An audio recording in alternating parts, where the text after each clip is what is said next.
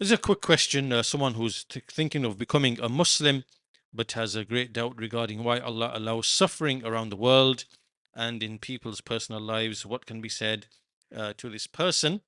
Um,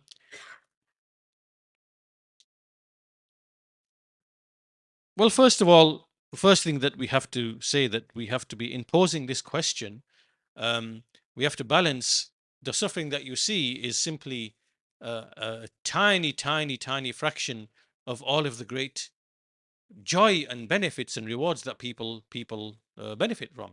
So you can't just focus on say there's death and there's illness and there's this, but at the same time, if you put if let's say imagine that somehow we were able to, if it was possible, that we take every individual instance of pain, suffering, grief, anxiety, and put it on a scale and put it on this side of the scale.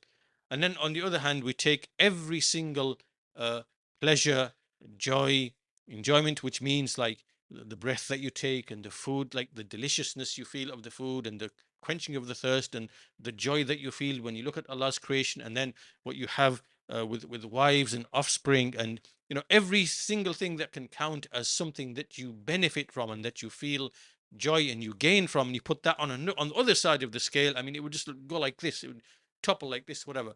So first of all, the so-called pain and suffering is drowned in an ocean of joy, goodness, benefit, and everything else. That's the first point. Then the second point is that had it not been, Allah creates everything through, by their opposites are the realities of things known. This is something that the scholars mention. So we have, we have joy and we have sadness. We have death and we have life. We have pleasure, we have pain, right? All these things are in opposites. And if it hadn't been for one, we would not know the other. We would not appreciate the bounties and the favors of Allah subhanahu wa ta'ala. And out of these opposites, this is where the meanings they emanate, like the ma'ani, they emanate from the opposites. So there's death and there's life, right? There has to be death, otherwise we wouldn't know what is life. And there has to be affluence and there has to be poverty, right? Otherwise, we wouldn't know one from we wouldn't know affluence without knowing what is poverty, and we wouldn't know poverty without knowing what is affluence.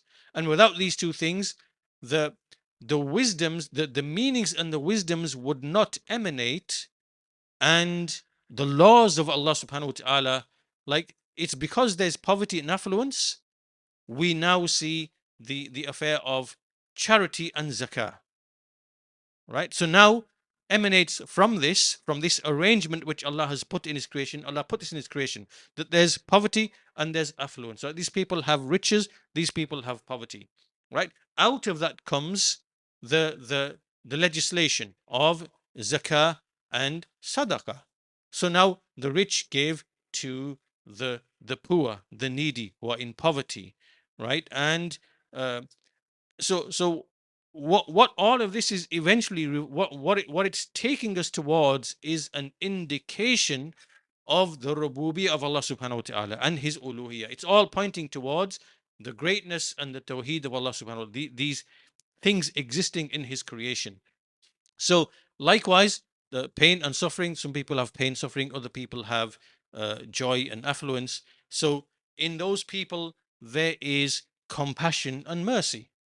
So they have compassion and mercy, and once again, they give sadaqah, they assist, they whatever. All these meanings emanate, and these people do it for the sake of Allah. Right? So, in other words, all of these things which exist in Allah's creation, of which this example that you've given here is just one, which is why is the pain, suffering, and so on and so forth in Allah's creation, then it is because these differing concepts that exist in Allah's creation, you know, riches and poverty, death and life, happiness and grief, pain and pleasure, all these things, feeling hungry, feeling full. You can go on and on and on and give all these opposites. They exist in Allah's creation. Allah created these things because out of these things there are meanings which emanate. There's ma'ani which emanate, and from them Allah puts laws in His creation in relation to that, and all of that returns ultimately back to Allah's Tawheed, His names, His attributes, His Rububiyyah, that we recognize all of that, right? So this is a second angle. A third angle is to show, another angle could be that ultimately all of this pain, suffering, it actually emanates from the hands of men, right? The reason why it occurs, it is from the hands of men. This is why there are diseases. This is why there is, Now let me give you a good example, because there's a stubborn, arrogant uh, kafir who came on a there was an interview he was given. He's a famous like actor in the UK. I've forgotten his name now. Uh, but he was asked a question, and he's a well-known like an atheist. He said, "If you met God, what would you say to him? What would you say to him?" So this arrogant, stubborn kafir said, "I would say to God, cancer, cancer in children, pain, suffering, whatever." Meaning that his point would be like, "God, how dare you somehow, the kids who got cancer and this, whatever." That would be his response. So so this brings us to the same shubha, really, which is the same shubha. And the answer would be like, coming to the third aspect of the answer. Like I said, the general principle is that all evils that happen of illness and pain and suffering, ultimately it's coming from the hands of men. Now let me give you a chain of thinking that would to give an example to help us understand that. Now let's say, for example, let's take cancer for example, because this is the example this kafir mulhid that he mustakbir that he gave. So cancer is a metabolic disease. It's to do with lack of nutrition, right nutrition, and other factors as well. So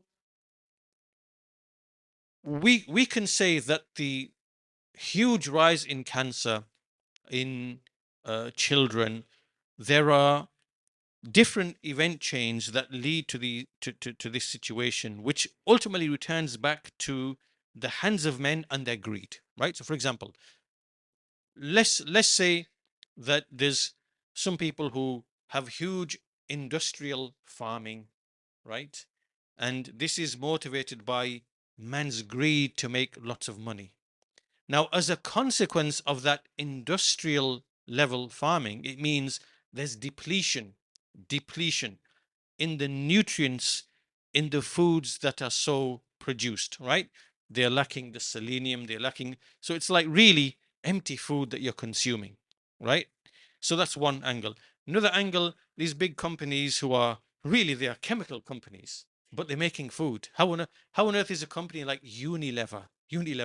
It's a company that deals in, making uh, uh, chemicals, plastics, this, whatever. How is that company in the food business? How does this even make any sense?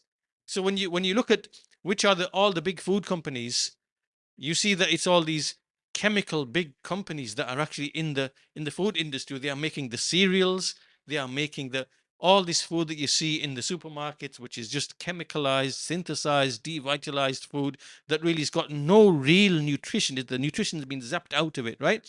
So kids are on these diets. Then you have the enterprise of the injections which are given to children, which is part and parcel of the commercial monopoly.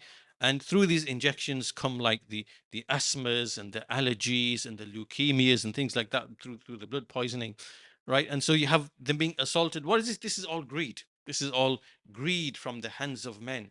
So if you add all of these things together and you ask the question, why are kids, why are they getting cancers at the age of 8, 9, 10, 12? Where is this coming from? You know, right? Ultimately, what's it returning back to?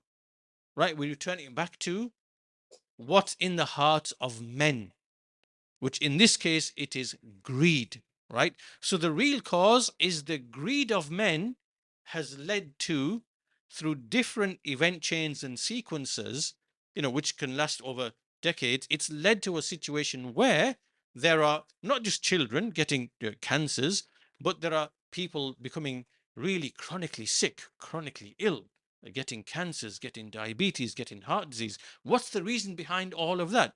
It's what they are consuming and the lifestyle. Well, what's behind that? It's behind, you know, it's the food industry. It's the entertainment industry where you sat around like a potato playing games, watching things, and even your education is through electronic means now because they don't want you interacting with real people, real teachers. It's all brainwashing through the tablets and whatever. Everything is geared towards making you sick, ill, dumb, whatever, and all sorts of diseases, physical, mental, are coming to you. So ultimately, what's all that returning back to? Is returning back to the greed of men. Some people being greedy, wanting to earn more rather than being satisfied and with what suffices you. How much more do you want to earn? Just be happy with what you need. If man was happy with what is enough for him, then there wouldn't be a group of people who are so greedy who eventually accumulate all the wealth, right? And then we have these types of scenarios that exist where our food is affected, our health is affected, and then you start seeing the chronic illnesses and diseases, whatever. So the third point, the third response to that is simply to say that it goes back really to the point in Al Qadr that all khair, all of goodness returns back to Allah. وَالشَّرُّ لَيْسَ إِلَيْكَ.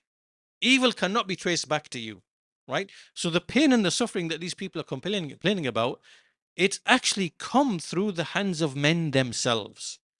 And the iniquities, the sins and the things which exist in the heart of greed and vengeance and covetousness and whatever, because this is what gives rise to what gives motion to the activities of men. It's what's in the hearts, right? So the pain and suffering that you see with the child getting cancer and this one dying suddenly and this one whatever, well, what's that return back to? It's from the deeds of men. It goes back to the greed of men and to the covetousness of men, and then how that gets put into effect through the ways that I mentioned, right? Being greedy and you know um, just like, for example, a person sells milk and he dilutes it with water, or a person is selling potatoes and he adds some rubble and mud in there, so it's not 5 kilos of potatoes, it's 4 kilos of potatoes. He's cheating. This is cheating in the weights and measures, right? And people cheat in the food, and so they're giving you devitalized food that's not even real. They give you supposed to be chicken, the nuggets, but it's something else. you know Supposed to be giving you meat, lamb, but it's horse meat, it's something else. This is what men do. This is like cheating and trying to. So when people do that, it has an impact. So this is how we explain these things. It's got nothing to do with Allah Azza wa Jal. Allah Azza wa Jal created man, you know, in a certain way, gave him all of things which are halal and tayyib, pure water, refreshing, direct fruits, from the trees, direct fruit from you eat direct. But when some people want to be greedy, thinking, I can make money out of this, let me have this or whatever, and you go beyond the needs, right? Even if no problem, you want to do a farm and you want to sell people, you do it enough to meet the demand. But when you go beyond those means, like what we see, the big, corporations and companies, and most of the food is destroyed and thrown away and it's devitalized, whatever, it's just pure greed. It's greed, pure greed. This is what these affairs return back to. This is why we see children having cancers and suffering illnesses and diseases, and kids being born with diabetes. How on earth is a kid born with, type 1 diabetes? How is he born like that? His pancreas has been damaged through what? What's actually causing that? Is it drugs and medication? Is it these serums and injection? What's causing it? Right? So there's no basis in this arrogant kafir mustakbir who comes out with the likes of these things, the suffering and pain of children. How is this? No, this is from the hands of men. So this would be from the from the third angle that we would explain that point. And probably more will suffice with this, inshallah ta'ala. Allah knows best.